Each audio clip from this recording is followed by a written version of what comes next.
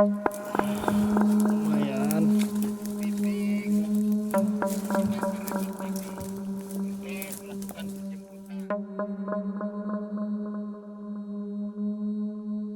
Bapak ini punya anak dan anak itu mendaki Arjuna dan hilang di situ. Dan sampai waktu itu belum diketemukan dan SAR sudah ditutup berapa bulan gitu pokoknya. Karena saking takutnya, Karena panik terus kita lari kan bisa. Tapi untungnya, alhamdulillahnya kita bisa menahan itu. Jadi berpikir secara positif, ya udah kita tahan, kita lari, kita bahaya, udah pasrah aja, gitu.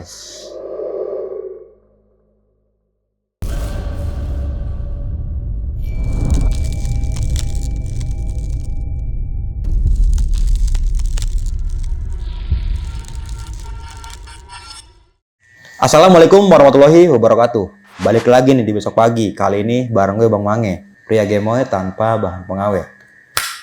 Di malam kali ini kita masih berada di Jogja nih. Dan di malam kali ini gue juga masih menghadirkan narasumber yang memiliki cerita pengalaman ketika pendakiannya ke salah satu gunung yang berada di Jawa Timur, yaitu Gunung Arjuna Welirang. 2 bulan sebelum narasumber gue melakukan pendakiannya, ada tragedi yang menghilangkan seorang pendaki asal daerah atau Jawa Timur nih. Dan konon sampai sekarang, mohon maaf, belum diketemukan. Dan nggak cuma di situ aja nih, banyak banget kejadian-kejadian janggal yang dialami dan rekan pendakiannya. Untuk lebih jelasnya, langsung aja nih gue sapa narasumbernya di malam kali ini. Selamat malam, Mas Badai. Selamat malam Bang Mange. Apa kabarnya Bang? Baik, alhamdulillah. Alhamdulillah sehat Mas. Sehat. Kesibukannya selain konten, apa lagi Mas sekarang? Selain konten, saya juga ini sih Mas, beberapa temen ini kan bergerak di bidang open trip. Oke. Tapi lebih tepatnya di private trip sebenarnya yang lebih seringnya. Itu sih Mas, kalau ada teman-teman pendaki yang mau mendaki Gunung Jawa Tengah, beberapa menggunakan jasa kita. Oke, dengan cara seperti apa tuh Mas? Bisa menghubungi di IG, IG kita, ataupun di TikTok juga bisa. Gitu. Namanya? Rencang Lana. Oke, nanti untuk lebih lengkapnya kita cantumin di kolom deskripsi Mas. Iya, sama dengan YouTube-nya Rencang Lana. Sama juga berarti. Iya, sama semua. Ini pendakian di tahun 2019. Iya, betul. Ini selamat dari maut, Mas. Betul. Dan hanya bisa berucap surga atau neraka.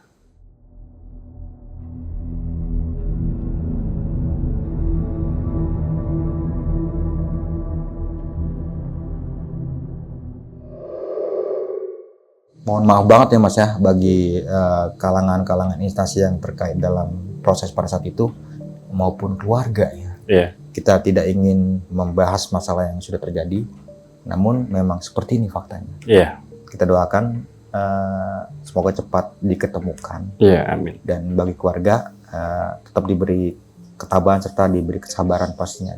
Namun sebelum kita masuk ke ceritanya, bagi teman-teman yang belum subscribe, silahkan di-subscribe terlebih dahulu. Like, comment, and share, jangan lupa nyalakan loncengnya agar teman-teman semua nggak ketinggalan video terbaru dari Besok Pagi. Dan bagi teman-teman yang pengen menjadi narasumber di Besok Pagi, kirim cerita kalian ke nomor WhatsApp yang ada di bawah sini.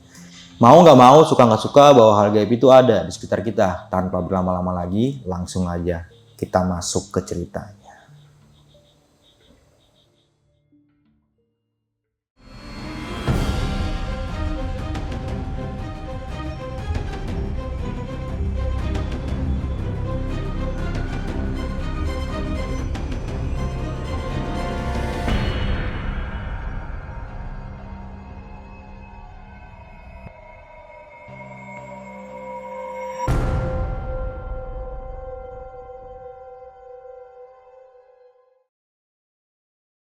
Kejadian ini terjadi di tahun 2019, di akhir tahun ya Bang ya. Oke. Karena saya ingatnya, kalau untuk bulannya mungkin saya agak lupa, tetapi saya ingat benar itu di akhir tahun masih hujan.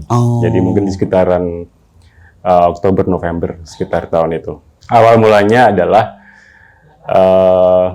ada sebuah postingan oleh sebuah akun medsos waktu itu yang cukup terkenal juga. Dia kayak semacam kuis gitu loh Bang. Oke. Ada kuis, terus intinya tentang pertanyaan tentang ya alam lah. Dan waktu itu kita komen dan kebetulan terpilih. Entah karena kita komennya asal-asalan, padahal asal-asalan waktu itu. Iya. Entah karena apa ya, beruntung kita dapat. Dan hadiahnya adalah naik Gunung Arjuna Wilerang gratis. Ya kan? Pada waktu itu saya memang belum pernah naik ke sana. Ya kan? Selama ini masih seringnya di Jawa Tengah waktu itu. Ya kan, ini kan kesempatan bagus dan lumayan lah. Karena gratis, diguidein, diporterin gitu kan. Kan enak kan Bang ya? Selama ini kita ya, yang jadi porter. jadi porter, bawa barang sendiri. Kalau enggak, kan lumayan ini. Naik Gunung Arjuna, memang sudah keinginan udah lama juga kan. Terus gratis, barangnya dibawain, lumayan kan. Nggak perlu bawa logistik dan segala macem, cuma bawa barang pribadi. Oke nih. Singkat cerita, yang menang 2 orang. 2 orang, ternyata ini secara nggak sengaja juga, secara kebetulan juga, yang menang juga temanku. Cuma dia domisilinya di Kudus. Di Kudus, satu komunitas Bida Korwil, Bida Kota. Ternyata kamu kan gitu kan. Iya, seneng dalam artian kan teman kenal gitu kan. Dan akhirnya kita dihubungin, kemudian dia dikoordinasi lewat satu grup gitu kan. Yang isinya cuma 4 orang aku sama temanku ini yang Kudus. Tetapi namanya aku lupa Bang, karena udah sejak lama dan cuma bertemu sekali itu gitu kan. Cuma nanti mungkin kita panggil leader dan porter aja kali ya. Terus dikoordinasi. Secara teknisnya ternyata memponya di Surabaya, di Surabaya, ataupun mau langsung base camp malah lebih baik gitu kan. Kalau mau berani langsung base camp. Nanti untuk biayanya, transportnya dari kediaman masing-masing, misalnya dari aku dari Magelang diganti di setelah pendakian kan gitu. Ya udah oke, berarti paling enggak saya cuma yang penting bisa berangkat dulu sampai base camp kan gitu. Berarti ini free semua dari free transport semua. Segala macam sampai pulang lagi.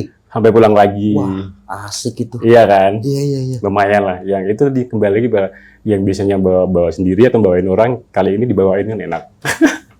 Oke, kemudian ditentukanlah hari hanya. Ya seperti biasa, tapi kan karena ini ya private trip dan aku diprivatin kan gitu bahasanya, jadi nggak terlalu banyak persiapan kan yang harus. Cuma memang harus bawa pribadi jelas ya. Cuma untuk SB dan segala macam sudah disiapin semuanya, intinya cuma kita bang pribadi aja. Jadi tetapi karena sebenarnya kan bawa barang segitu kan pakai tas DIP kan cukup.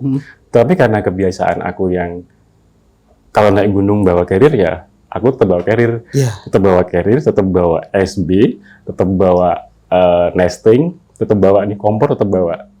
Ya bukan gimana seandainya diperlukan nanti mungkin bisa kan gitu. Jadi tetap aku bawa carrier waktu itu yang 60 literan lah, lumayan.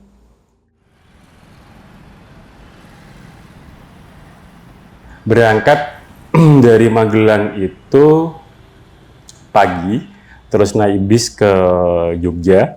Dari Jogja itu naik bis yang jurusan Surabaya. Waktu itu aku ingat sekitar masih 50 berapa ribu gitu. Belum semahal sekarang. Terus sampai di Terminal Surabaya itu sekitar pukul 8 malam. Sampai di sana gini. Terminalnya sudah sangat berubah sekali. Besar dan lebih modern.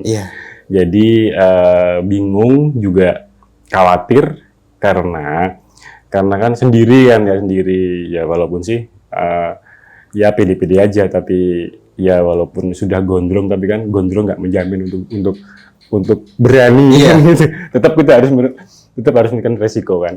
Terus sampai terminal itu jam 8 malam, warung-warung kopi di terminal kan banyak.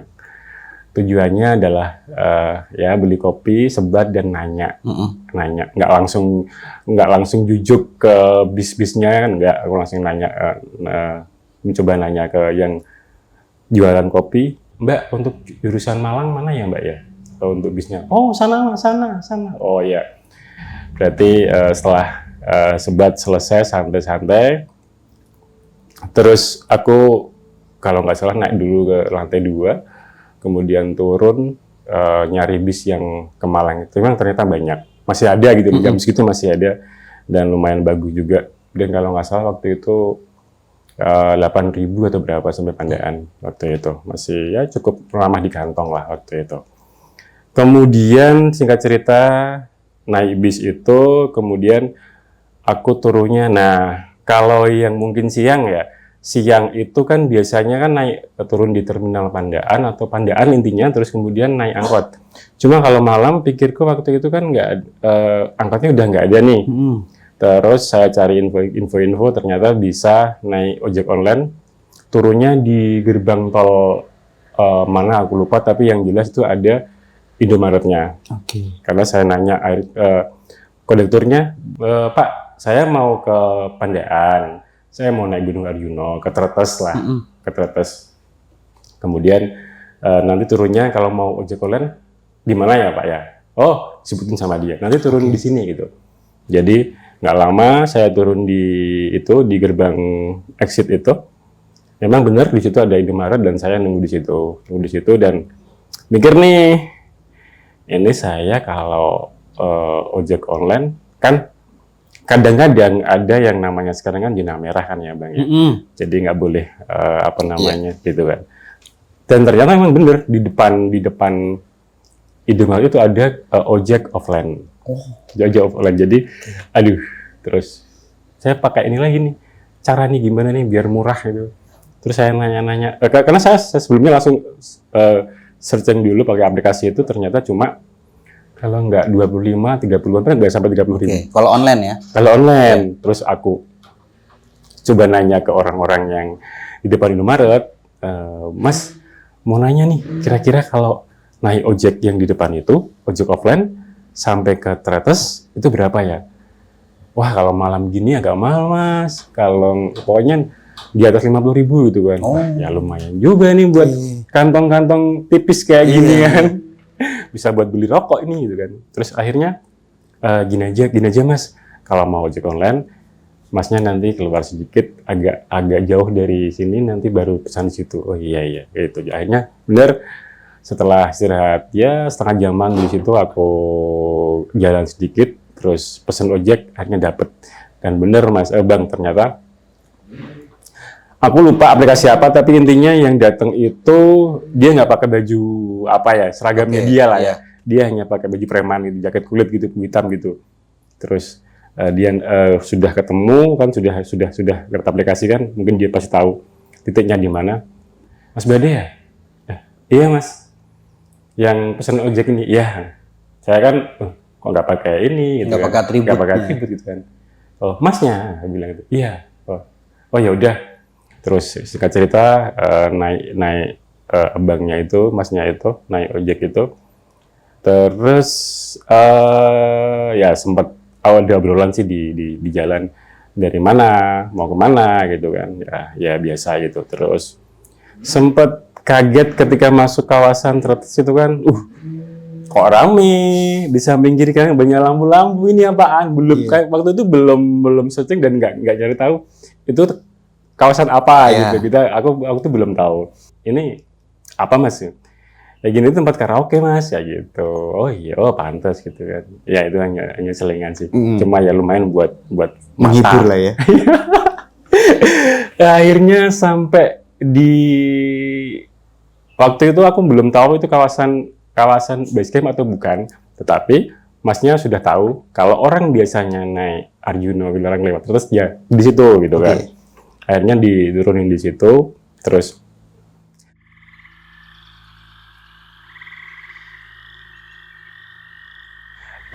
ternyata sudah ada, kalau nggak salah rombongan dari mana ya, pokoknya Jawa Timur juga, tapi bukan rombongan kita, bukan. Ternyata rombongan yang kita kan berarti kan 3 orang, temanku 1, terus leader sama porternya itu pagi hari. Pagi hari, jadi saya di situ ternyata itu hanya semacam tempat singgah kecil gitu. Dan karena sudah penuh sama yang peserta, sama pendaki yang rombongan itu, saya tidurnya di ini kayak kursi panjang gitu, ada kan kayak di situ, saya tidur di situ sampai pagi. Kemudian paginya sekitar jam 7, ya datang Mas Porter, datang ya itu berdua sama leadernya itu sama temanku. Ternyata temanku bareng sama mereka. Ya udah ketemu, kita ngobrol biasa, ya nanya kabar dan segala macem. Terus di situ kita, tapi ini yang ngurusin semua yang ini sih, yang 2 orang itu, yang leadernya itu. Jadi kita ngisi buku tamu di situ, sempat bayar, cuma lupa aku bayar berapa. Terus sekitar singkat cerita jam 9 kita start dari situ. Dari tempat itu, dan ternyata itu bukan base camp juga, hanya tempat singgah, dan untuk bayar regisnya masih di atas lagi. Ya setelah pos 1 katanya. Justru ada nanti posnya gitu.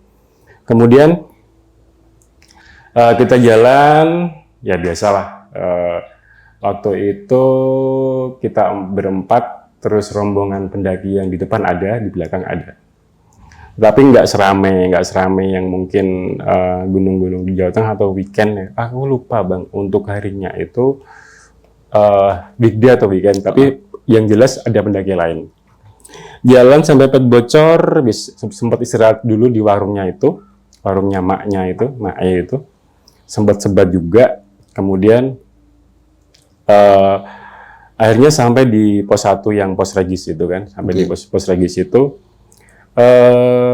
si leadernya sama si porternya itu yang ngurusin segala macam lah ya, regis dan segala macam, pendaftaran. Terus di situ Bang, yang agak membuat sedih itu ketika kita mau berangkat, ini udah selesai, syaratnya regis dan segala macam sudah selesai, aman, terus kita berangkat. Nggak jauh dari pos regis itu ada bapak-bapak, cuma ya kalau warga lokal menurutku bukan, karena pakaiannya rapi, pakai batik gitu, rapi. Kalau warga lokal mungkin ya kalau bertandingan mungkin dia pakai pakaian kebun ya, tapi itu masih rapi, ya termasuk tergolong rapi. Pas kita berangkat jalan di depannya beliau sempat manggil kita. Adik-adik semua mau ke puncak? Iya Pak.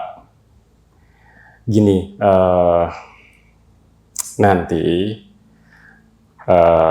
kalau kalian puncak, naik, kalau menemukan apapun itu, dari apapun yang mungkin intinya anak saya, nanti cepat kabari saya ya mas ya gitu.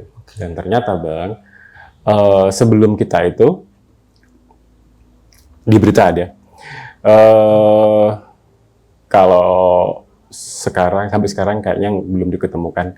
Jadi bapak itu intinya dia bapak ini punya anak, dan anak itu mendaki Arjuna dan hilang di situ, dan sampai waktu itu belum diketemukan, dan SAR sudah ditutup berapa bulan gitu pokoknya.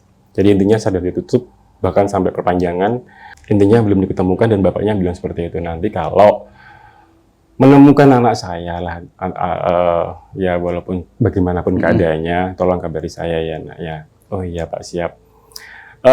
Sempat agak berbeda, maksudnya kita barusan mendaki, semangatnya gitu kan, ketawa-ketawa, terus bapaknya ketemu bapak seperti itu kan, jadi sedih gitu loh. Jadi merasakan bapaknya yang karena Hilang seorang anak. hilang seorang, dan dia itu ini Bang, katanya dia itu hampir tiap hari di situ. Kalau ada orang atau pendaki yang naik, pasti di seperti itu, ditanya dan diminta tolong kayak seperti itu. Sedih waktu itu. Terus kemudian, iya Pak, kami dengan hati-hati, maksudnya menjaga perasaan bapaknya juga, hati-hati ngomong, iya Pak. Baru kemudian porternya bilang, iya, karena ternyata porternya ini juga ikut besar waktu itu. Oke. Jadi dia tahu peristiwanya. Akhirnya porter cerita di situ. Cerita, langsung cerita sambil jalan. Oke. Cerita memang anak itu memang naik dan kemudian sampai sekarang belum diketemukan, dan bapaknya itu hampir setiap hari dia menunggu di gerbang pos itu untuk menanti kabar baik untuk anaknya, kayak gitu kan. Dan selain memang operasi secara resmi kan, pasti secara psikologis orang tua pasti akan melakukan apa aja untuk yang terbaik buat anaknya kan. Jadi beliau ini hampir kehabisan hartanya karena jual ini, jual itu ke, ya intinya dia berusaha untuk entah itu ke orang pintar, entah kemana dia akhirnya menjual apa yang beliau punya untuk proses itu, maksudnya untuk kelanjutannya itu gitu kan. Iya, sedih sih waktu itu. Tapi sejenak kita lupakan sejenak waktu itu, terus akhirnya ya intinya tetap kita mendoakan lah ya. Terus ya udah kita jalan lagi, dan Arjuna tahu sendiri mangkadapnya parah banget kan, karena memang jalur teratas itu kan memang untuk 2 gunung, jadi kadang-kadang ada hari tertentu ada jeep yang naik untuk ambil belerang yang ditambang oleh para penambang yang di belerang. Jadi jalannya emang seperti itu, teman-teman pasti sudah tahu yang lewat Tretes. Ya menyakitkan sekali. Jalur haram. Kalau gua jalur haram juga. Iya. Kacau. Iya, singkat cerita kita sampai pos 2 Kokopan itu hampir duhur. Saya ingat hampir duhur di situ ramai. Oh, berarti ini weekend. Saya ingat berarti weekend. Weekend ya. Ramai banget di pos 2 kan, banyak yang ngecamp di situ. Entah mereka hanya ngecamp di situ ataupun naik, kita kurang tahu, tapi kembali lagi porter bilang menjelaskan, ada gajah juga kan, menjelaskan memang kalau Arjuna lewat sini itu lumayan jauh, jadi mungkin ketika rombongan mereka fisiknya mungkin kurang fit, jadi kadang ngecamp di pos 2 gitu kan. Tapi menurut 2 orang ini untuk camp area idealnya tuh kalau nggak di pos 3 ya di Lembah Kidang seperti itu kan. Akhirnya di pos 2 kita istirahat, kita sempat ambil air minum, mata air yang di sebelah pohon itu kan. Kita ambil di situ. Ya, di situ. Terus 1 jaman kita istirahat di situ, makan siang juga karena kita bawa nasi bungkus. Udah jam 1 kita naik lagi. Jalurnya memang sangat seperti itu, menyiksa banget, apalagi yang ada tanjakan asu tuh waktu itu, iya kan, tanjakan asu namanya. Jadi memang lumayan banget waktu itu. Jadi sampai di sebelum pos 3 pondokan itu kita mungkin di jam 5 udah hampir maghrib dan petang. Sempat istirahat sebentar karena menunggu pergantian waktu antara siang dan malam gitu kan. Ya. Istirahat dulu sebentar gitu kan, nanti kita habis maghrib jalan lagi gitu kan. Saya kurang tahu apakah memang selama itu waktu itu harus sampai pos 3 atau memang karena kita lambat, kita nggak tahu. Tapi intinya sampai pos 3 itu sekitar jam 8 pondokan, dan saya baru tahu kenapa dinamakan pondokan, ternyata memang banyak sekali ya pondok-pondok yang didirikan oleh para penambang gitu kan. Oh iya gitu kan. Terus karena waktu itu kita pertama kali yang sampai di situ, jadi kita bebas memilih camp area nih, gitu kan. Akhirnya kita memilih camp area yang tempat camp yang agak ke dalam di bawah pohon-pohon besar itu, bukan yang di rebut, bukan. Jadi pikir kita ya biar nyaman lah seperti itu. Oke, kita buat tenda. Kebetulan di situ ternyata kita bukan yang pertama, ternyata di situ sudah ada 1 tenda waktu itu, rombongan dari Mapala, salah satu Mapala di Jawa Tengah juga, terkenal juga. Dia lagi ekspedisi 5 gunung di Jawa Timur, ketemu di situ, dan akhirnya kita tendanya dekat sama mereka, deketan lah, biar ada temannya juga itu kan. Kita 4 orang, aku sama porternya, terus temanku sama leadernya, jadi 2 tenda, kapasitas 2 waktu itu. wah ya ini yang menarik ini karena selama ini yang kita masakin temen tamu, Iya. kali ini kita Dimasakin. dimasakin. Gimana perasaan? Mau Mas? minum apa gitu. Enak banget begitu ya? Enak karena jujur ini buat aku juga hal yang baru gitu, belum pernah gitu, belum pernah ikut seperti itu. Jadi ya senang gitu kan, ya dibuatin maem dan ya karena memang ini apa ya, kegiatan yang bukan aku, jadi aku harus menurut mereka, dalam artian secara manajemen apapun itu menurut mereka, dan itinerary-nya Iya. ikut mereka. Jadi si leader ini bilang nanti habis makan nanti kita hahi sebentar, lihat sebentar, ngobrol sebentar, nanti kita di jam 10 ya, bilang gitu. Oh siap, karena di skenario awalnya secara simulasi itu kita nanti akan bangun pagi jam 4 rencana, kemudian naik ke Arjuna dulu, terus langsung turun lagi, dan kemudian naik ke Welirang kan gitu. Jadi dalam sehari itu 2 puncak, Oke. baru kemudian sampai camp Pondokan lagi, kemudian istirahat semalam, total istirahat, jadi nanti kita pulangnya enak, seger gitu kan. Terus itu rencana awalnya. Terus malam itu aman aja, nggak ada masalah sama sekali. Kita ngobrol sama yang dari Mapala itu, terus kemudian juga ada rombongan lain yang datang gitu. Dan jam 10 biasa pengingat si Mas Leader ini bilang, yuk istirahat yuk. Oke, kita istirahat dan benar jam paginya kita bangun secara jadwal tepat.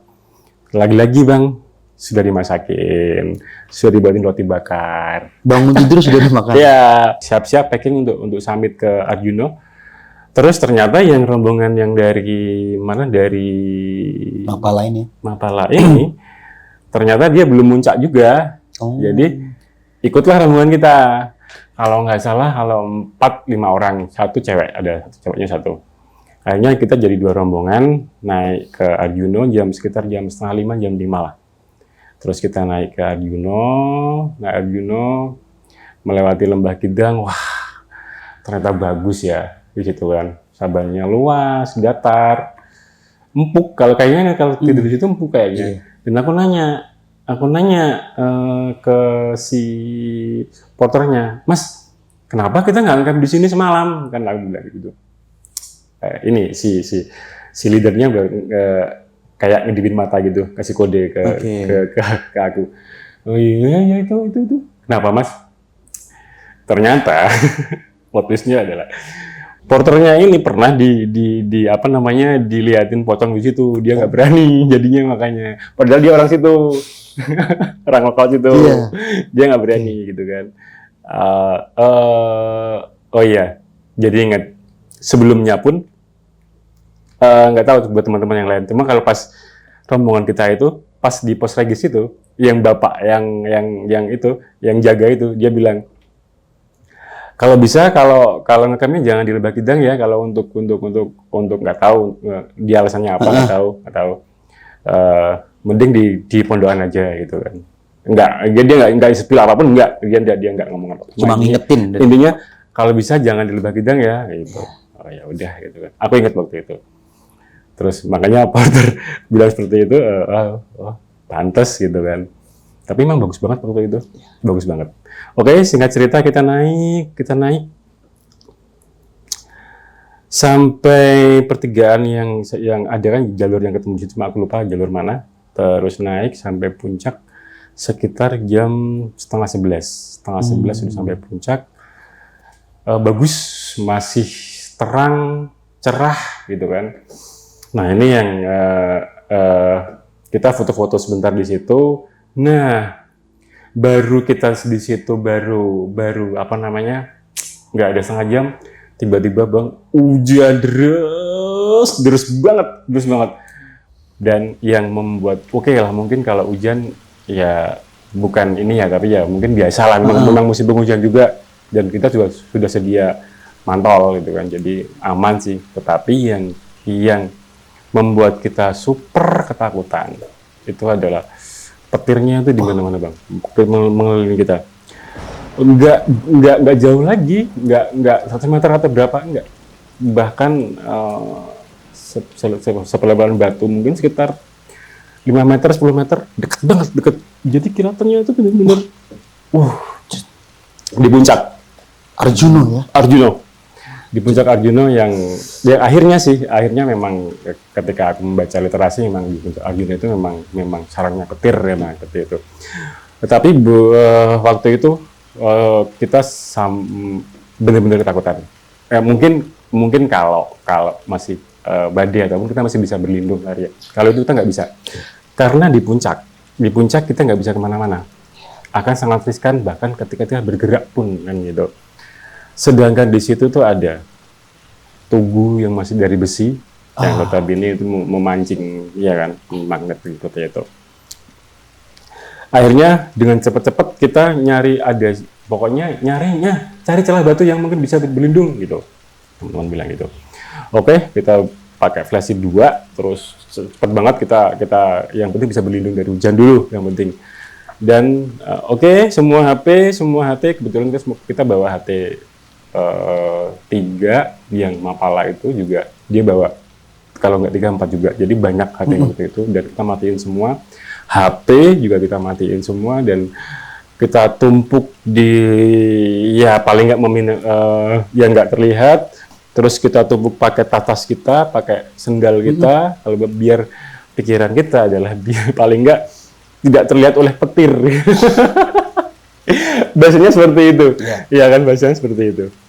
Ya, bener-bener waktu itu saya pribadi pasrah dan ikhlas. Kalau nggak surga ya neraka waktu itu. Saya bilang, iya karena sudah bisa kemana-mana itu. Kita bergerak turun, pasti ini beresiko. Mending kita diem aja udah gitu kan. Masalah nanti itu nantilah. Yang penting kita diam di tempat gitu kan. Itu kan puncak kan paling tinggi ya. Ya itu mungkin bisa ya kita turun lagi, tetapi ya tadi daripada kita bergerak dan pas ada petir dan itu frekuensinya sering, bukan yang jeda enggak gitu terus. Kayak gitu. Wah. Ya itu tadi kita pasrah dan ya, langkah pertama kita adalah tadi kita matikan semua apapun yang berbau elektronik ataupun medan magnet, kita matiin semua dan kita berlindung di situ. Terus masih bahkan kalau sekitar 10 menit ada. 10 menit itu mungkin sebentar, tapi ketika kita dikelilingi petir itu sudah sangat lama sekali. Sangat merasakan waktu yang sangat lambat. Akhirnya saya teringat nih Bang, teringat jika hujan ataupun angin adzan gitu kan. Oh iya, bilang gitu. Iya, ya waktu itu baru benar-benar keinget Tuhan gitu. Karena memang ternyata kita tuh nggak ada apa-apanya ya gitu kan. Ternyata iya kan. Terus akhirnya saya menyuruh teman saya, bukannya aku nggak bisa, tapi ada yang lebih bisa gitu kan. Alasan doang ini teman-teman. Akhirnya temanku adzan terus udah adzan terus kemudian yuk kita selawatan gitu. Kebetulan waktu itu muslim semua, jadi yuk selawatan. Sudah selawatan, dari selesai selawatan itu petir mulai mereda dan akhirnya hilang sama sekali dan alhamdulillah banget. Dan ternyata memang ya kita harus ingat Tuhan gitu. Kita nggak bisa ngapa-ngapain di situ kalau seandainya terjadi apa ya udah kita selesai di situ gitu. Oke, ya kita bersyukur banget, langsung nggak cuma petirnya Bang yang mereda dan hilang, cuaca jadi cerah lagi, langsung cerah lagi, udah cerah, terus udah kita kembali foto-foto lagi,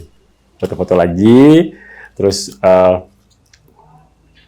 karena takut ya walaupun sudah cerah, takut nanti ada terulang lagi hujan, jadi oke, kita secukupnya aja foto-foto, terus kita turun. Oke, siap mas gitu kan. Terus ya mungkin setengah jam dari itu kita packing semua, terus kita hidupin semua barang kita. Turun karena di situ lumayan lama, jadi waktu itu kita turun itu sudah lumayan sore, sekitar jam 2-an lah. Jam 2 kita turun ke camp area, ke pondokan yang rencananya harusnya nanti kita langsung ke Welerang. Akhirnya nggak jadi karena sampai camp area itu sekitar jam 5-an lah. Jam 5 sampai pondokan itu, dan si leader bilang, ya karena waktu kita tidak cukup, jadi mau nggak mau untuk nawarin sih, ini mau jadi ke Welerang nggak? Terus aku pikir masih ada waktu buat besok, ya udah jadi nggak apa Mas? Ya udah kalau jadi, ini nanti ya biasa kalian istirahat dan besok kita agak lebih di apa namanya, dimajukan lagi, mungkin sekitar jam 3 nanti kita ke Welerang gitu kan, biar nanti turun ke base camp nggak kemalaman kan gitu. Akhirnya iya, malam-malam. Nah ini yang mulai malam itu, karena mungkin sudah capek ya, teman-teman sudah tadi itu kehujanan, kena badai petir, jadi kita memang hanya santai. Ada juga yang sudah masuk ke dalam tenda gitu kan. Pada saat ngobrol itu sama Mas, aku sukanya itu kalau di gunung ataupun yang tempat-tempat yang seperti itu, aku suka me time atau aku suka menyendiri. Aku sekali lagi menyendiri, agak menjauh dari mereka. Dari mereka aku agak ke kanan. Nah dari situ, tapi masih dalam jangkauan mereka lah, dekat lah. Cuma agak terpisah. Aku sambil sebat berdiri, ini sebat. Tiba-tiba Mas dari ini apa ya? Dari room itu kan sabana yang mungkin agak tebel ya, di pos 3 itu, pondokan itu. Awalnya adalah kayak asap atau kabut, itu nggak tahu. Dia keluar dari apa namanya, dari rumput itu, kemudian dia semakin sebelumnya dia tidak berwujud awalnya. Terus kita kan nggak selalu ini Mas, nggak selalu apa ya, melek atau ini kan ya, pasti ada sedikit waktu kita berkedip kan. Nah setelah aku berkedip itu jadi sosok pocong Mas. Pocong? Iya, hanya berdiri di situ, dan aku sempet lah, pasti aku manusia takut, tetapi yang aku heran ini, pocong ini tidak serem Mas. Buat aku tidak serem, imut malahan. Dalam artian bukan yang digambarkan oleh, mungkin pernah yang teman-teman yang mungkin ada yang bilang pocong itu ada yang berdarah-darah, kotor, nggak putih gitu kan. Tapi itu putih, bersih, dan ya nggak, sosoknya tidak menyeramkan. Buat aku itu imut gitu loh, pocong imut gitu loh. Dan jadi aku tidak takut, tetapi kemudian aku melihat ke teman-teman, mereka masih asik dengan ngobrolnya dan masih masak. Sedangkan sosok itu sebenarnya masih dalam jarak pandang mereka juga sebenarnya. Tapi kok mereka kok tenang-tenang aja, berarti mereka mungkin tidak melihat ya, ataupun karena mereka sedang asik di situ ya, yang melihat aku. Nah, habis aku melihat teman-teman itu, memastikan mereka itu melihat enggak ya. Pas aku balik, ini lagi, udah nggak ada itu. Udah nggak ada, hilang gitu. Tapi bener ini, maksudnya aku tidak begitu takut lah, intinya tidak begitu takut. Terus setelah itu sudah aku tidak mikirkan apa-apa, dan juga tidak ngomong ke mereka, tidak ngomong karena aku juga nggak apa-apa, biasa. Dalam artian biasa itu ya sama gitu kan, hal seperti itu kan mungkin ya memang ada gitu kan. Akhirnya aku balik ke kumpulan teman-teman itu, terus ikutan sebat, ikutan ngopi. Kemudian dari pojok sebelah kanan atas, agak sana, ada, awal mulanya adalah kecil, warnanya kecil. Kecil, tapi dia tuh semburat merah gitu. Merah gitu. Pikirku awalku adalah bulan ya. Cuma untuk langit yang sebelah lainnya, tapi kok mendung, kayak gitu kan. Terus lama kelamaan kok aku perhatikan terus kan, besar dan jalan mendekati sisi tenda sebelah kanan gitu. Memang dia agak di balik pohon itu, cuma dia mendekat itu. Dan baru setelah aku perhatikan benar-benar, dia itu semacam bola api, ada sedikit lidahnya agak situ, dan dia jalan terus gini, dalam gerak kanan kiri. Aku kalau itu langsung gimana, tercekat ya, belum pernah melihat itu dan takut mungkin aku karena aku punya literasi orang-orang Jawa khususnya itu bilang itu adalah Banaspati. Banaspati. Jadi sosok intinya sosok api seperti itu. Aku takutnya bukan karena itu sosok gaib atau apapun, tetapi logikaku adalah ketika api itu menghantam kita atau tenda kan terbakar, Mas. Iya. Takutnya itu kan. Okay. Itu leaderku ini, Mas, pelan-pelan, Mas. Ternyata dia tahu. Dia nggak ngomong iya, tapi iya udah, aku tahu gitu. Udah, kita masuk aja ke tenda istirahat. Mungkin kita disuruh istirahat gitu kan. Sebelum aku tidur, si yang sebelah kan porterku ini, dia bilang gini, Mas, kalau aku naik gunungan aku sukanya kalau SB aku balik, Mas. Jadi untuk ininya, penutup palanya di depan, jadi aku boleh tutupin muka biar anget gitu kan. Nah, aku suka gitu biar anget. Si Mas Porter ini dia bilang, Mas, kalau di sini dia ada penekanan gitu. Kalau di sini jangan pakai SB dibalik. Dia bilang seperti itu. Loh, kenapa, Mas? Ini sebelum tidur ya? Loh, kenapa, Mas? Menurut dia, kalau kamu atau siapapun itu nanti pakai SB dibalik, ini ada yang nggak terima katanya. Terima gimana maksudnya? Dibilang bisa menyerupai mereka gitu. Dikira temannya atau apapun itu, pokoknya mereka akan nggak terima dikira temannya lah seperti itu. Cuma karena aku kan nggak percaya nih, Mas, dan kebiasaanku adalah seperti itu, ya udah. Tapi hangat ya, Mas, hangat ya, bilang gitu. Dia bilang ya nanti tapi resikonya di kamu sendiri. Ya, Mas, aman, aku bilang gitu kan. Bener, aku tetap pakai itu. Bahwa maksudnya karena memang dingin banget. Aku dibalik, udah tidur jam 1:30. Karena aku selalu bawa jam, jadi aku ingat. Aku mimpi itu berantem sama pocong. Berantem dan pokoknya aku intinya melawan dan iya gini pokoknya aku sama pocong itu.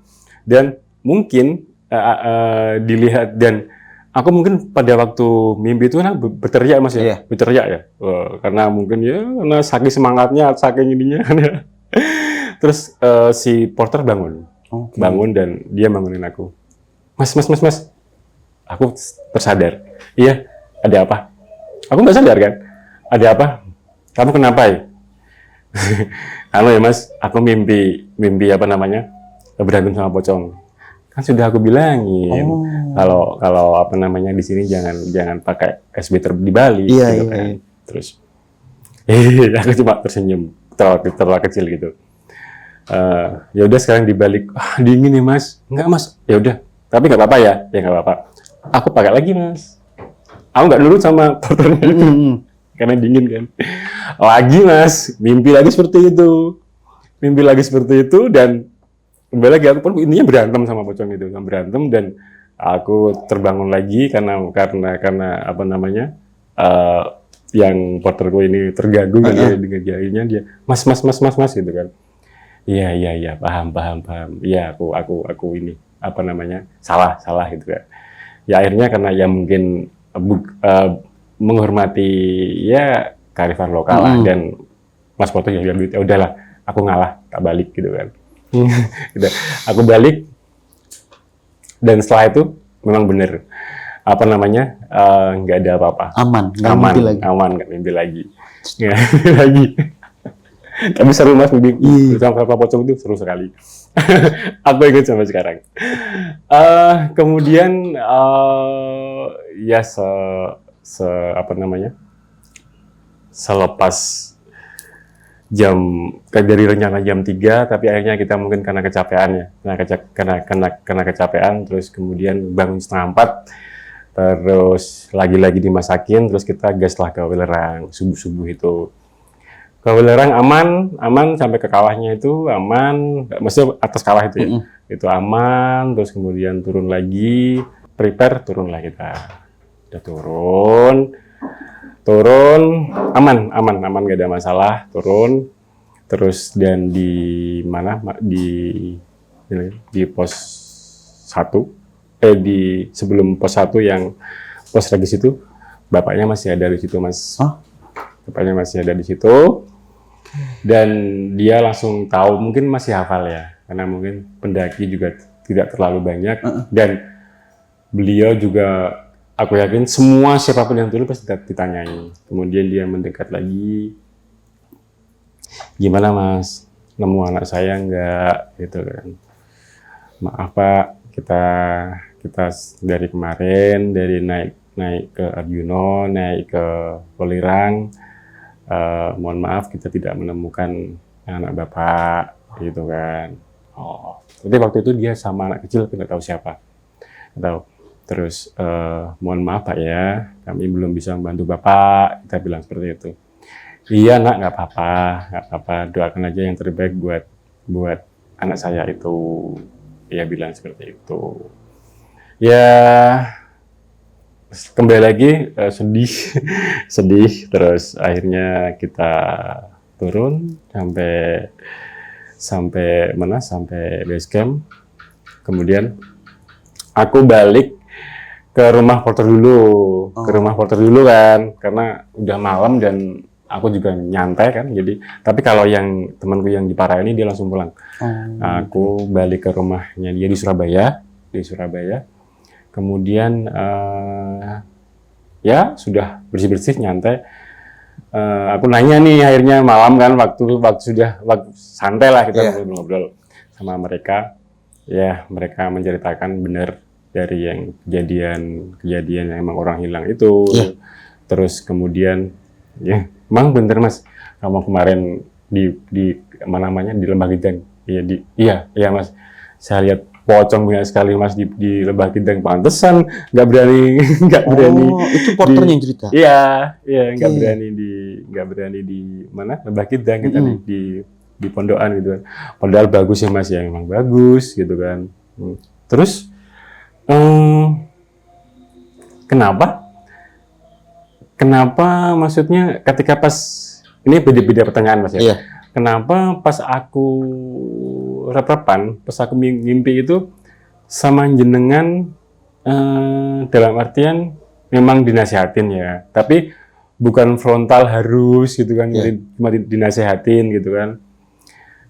Iya karena dia bilangnya, karena saya paham kamu pasti bisa ngatasi itu, dia bilang gitu.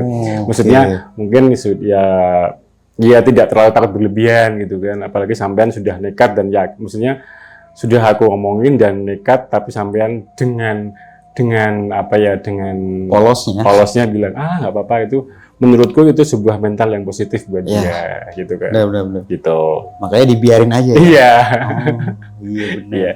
Tapi kejadian dan kamu juga tidak terlalu yang berlebihan kan, seperti itu kan. Kayak gitu. Ya, gitu Mas, pengalaman waktu di Arjuno Welirang waktu itu. Halo sob, sebelum lanjut ke video, gue mau kasih tahu nih bagi teman-teman semua yang mempunyai cerita horor, kalian bisa langsung aja kirim cerita kalian ke Instagram kita, yaitu dengan keyword besokpagi.edv atau ke email besokpagi.ch@gmail.com. Tunggu apa lagi? Langsung aja kirim cerita kalian segera. Pada saat di puncak, apa yang Mas Badai takutkan pada saat itu? Takutkan yang jelas mati, Mas. Takut mati. Baru waktu itu saya benar-benar merasakan takut mati, karena kan tahu nih di sampingnya ini bener-bener petir yang dekat sekali. Oke. Kalau aku mati berarti tahu proses kematiannya nih, karena kesambar petir. Gitu. Iya, Takut iya. mati, dan yang jelas bahwa aku merasa bahwa kita itu kecil, Mas. Kita itu nggak seberapa lah. Manusia itu kecil. Tuh, Mas. Takut banget. Nah, kan biasanya Mas ya, Hmm. di puncak itu jarang hujan.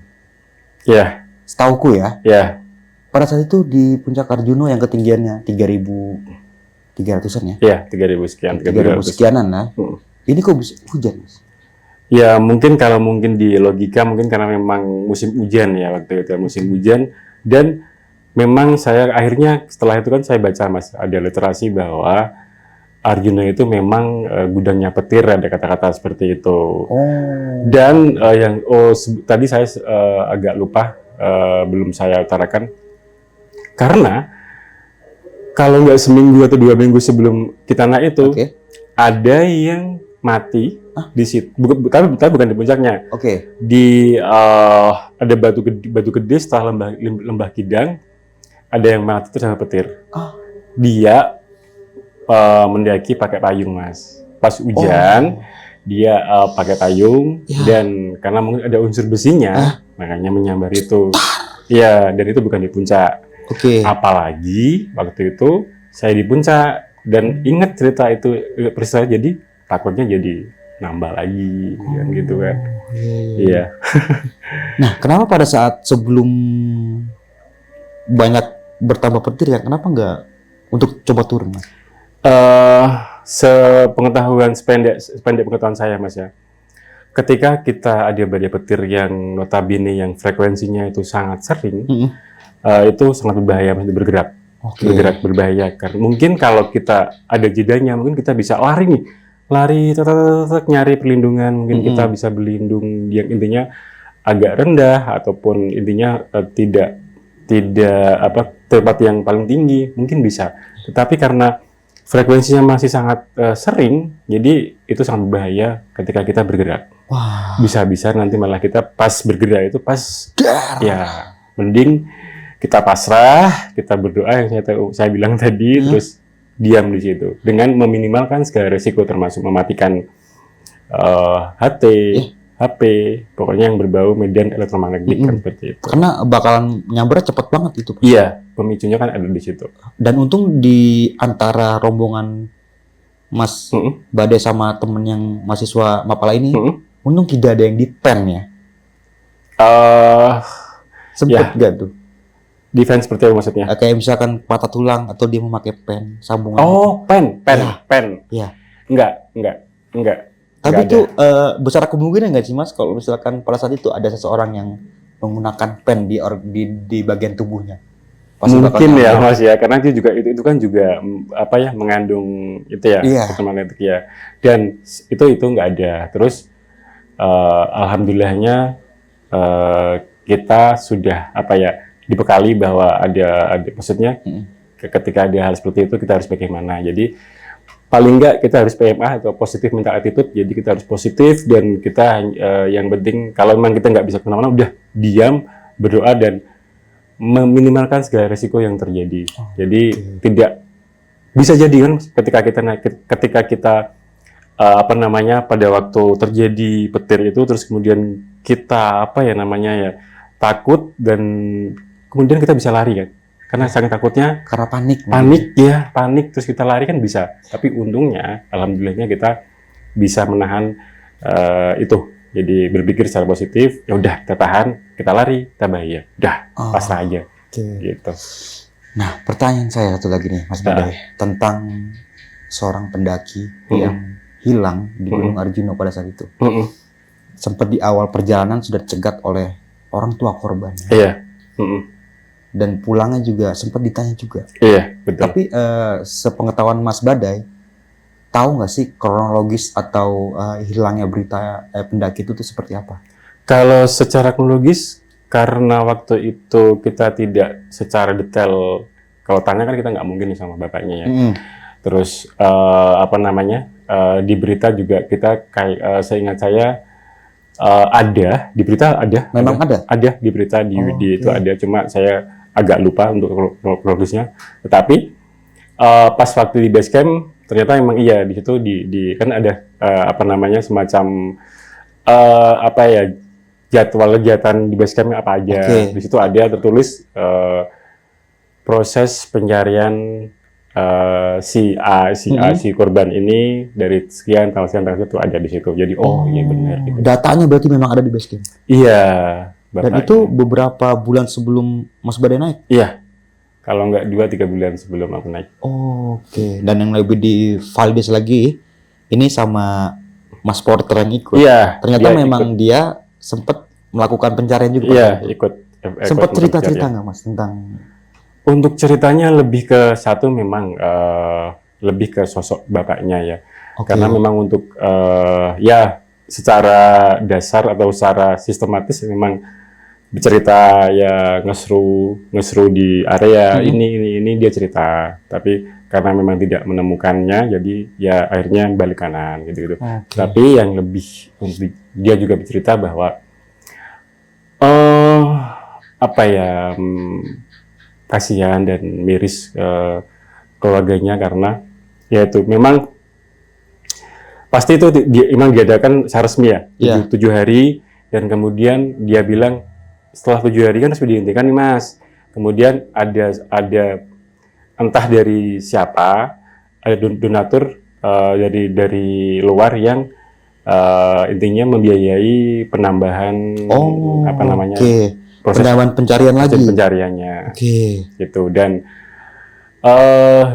si porter ini juga cerita bahwa ya selain memang dari donatur itu bapaknya kan pasti dia akan berbuat terbaik buat anaknya. Kemudian dia mencari cara ataupun dia melakukan berbagai cara semaksimal mungkin termasuk nih mungkin ke orang pintar, mungkin ya yang orang-orang seperti itu dan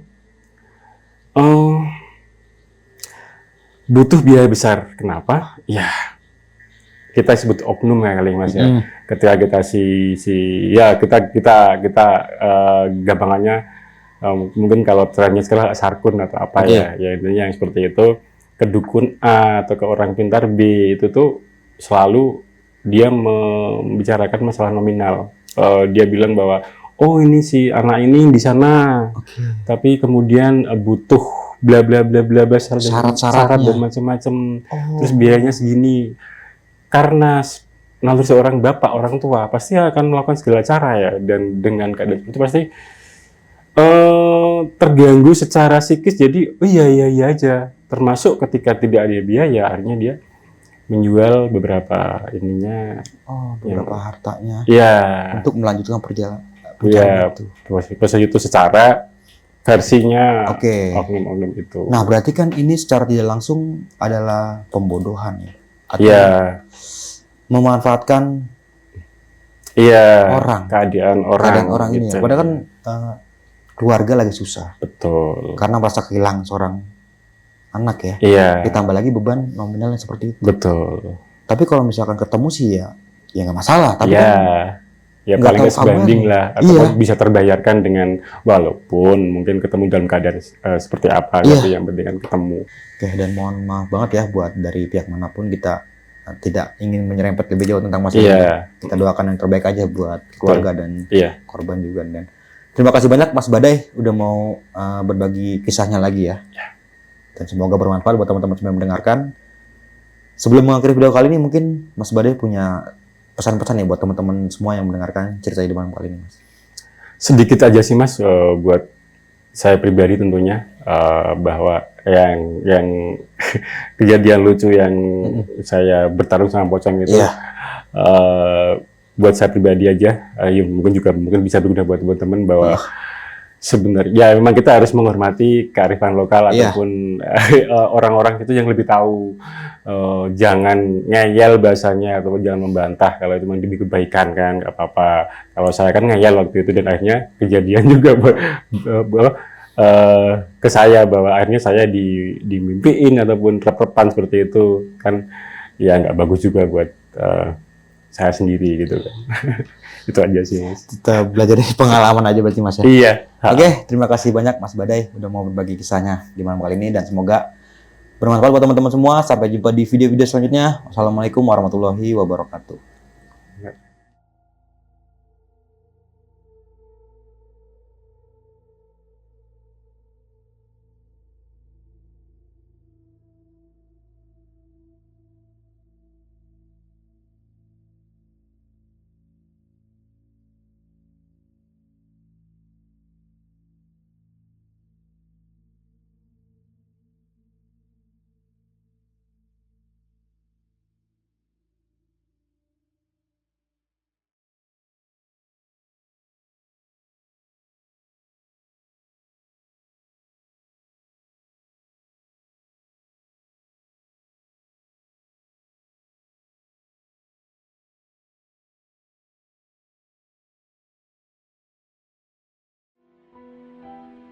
Halo sob, gue mau ngasih sedikit info nih. Jadi lokasi syuting roadcast yang kita pakai selama di Jogja ini berada di sebuah penginapan bernama Joglo Puluwatu.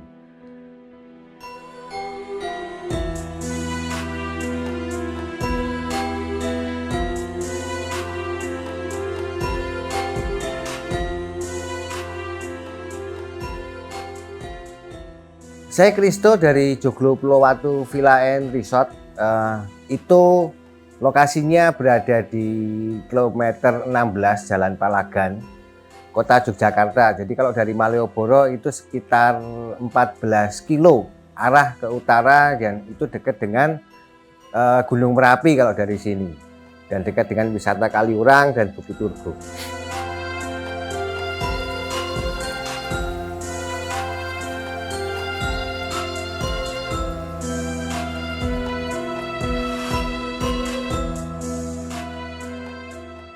Begitu masuk area penginapan, nuansa pedesaannya langsung terasa. Semua bangunan berkonsep joglo, sederhana tapi nyaman. Halamannya luas, banyak tanaman buah, area parkir juga lega, dan ada kolam renangnya dan kafe yang enak buat santai.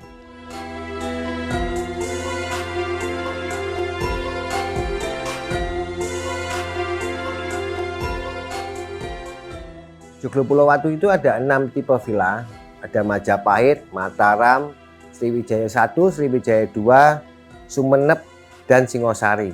Nah, kalau dari Majapahit 1 ini adalah yang paling komplit fasilitasnya. Itu ada 4 kamar terpisah dan ada 3 kamar mandi dalam.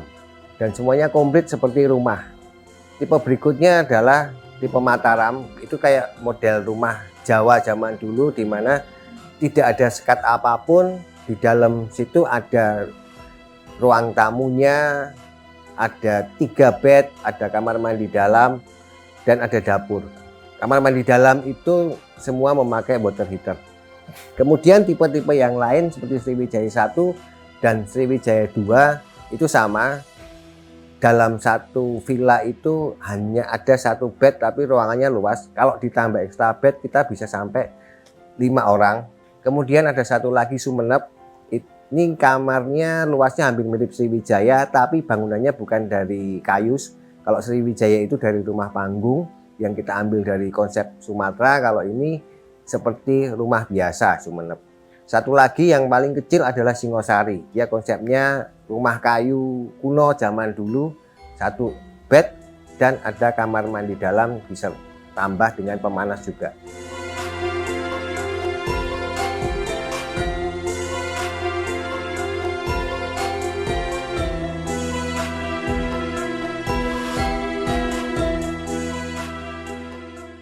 Buat kalian yang cari tempat penginapan dengan suasana adem, tenang, dan jauh dari hiruk-pikuk kota, Joglo Puluwatu bisa jadi pilihan yang pas.